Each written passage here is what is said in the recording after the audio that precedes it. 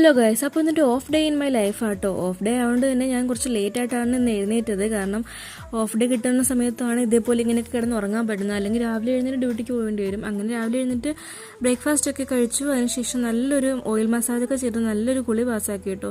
വീട്ടിൽ നിൽക്കുന്ന ദിവസമൊക്കെയാണ് ഈ സ്കിൻ കെയറും ഹെയർ കെയറൊക്കെ ചെയ്യാൻ പറ്റുന്നത് കേട്ടോ.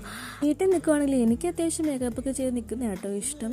ഇങ്ങനെ സ്കിൻ കെയറും ഹെയർ കെയറൊക്കെ കഴിഞ്ഞതിന് ശേഷം കുറച്ച് ജോലി അമ്മ തന്നിട്ടുണ്ടായിരുന്നു കേട്ടോ. അങ്ങനെ അതൊക്കെ ചെയ്തു. അടുക്കളയിൽ കുറച്ച് മീനൊക്കെ വറുക്കാനുണ്ടായിരുന്നു കേട്ടോ. അങ്ങനെ അതൊക്കെ പോയി ചെയ്തു കൊടുത്തു. അപ്പോഴത്തേക്ക് അപ്പുക്കുട്ടന് പുറത്തൊക്കെ ഇറങ്ങി നടക്കണമായിരുന്നു.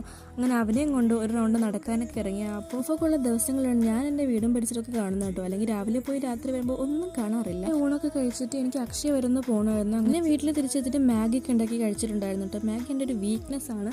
അപ്പോഴത്തേക്ക് അപ്പുക്കുട്ടൻ ഓടി വന്നിട്ടുണ്ടായിരുന്നു. പിന്നെ അവനെ കുറച്ച് എൻ്റെ എടുത്തുകൊണ്ടൊക്കെ നിന്നിട്ടുണ്ടായിരുന്നു കേട്ടോ.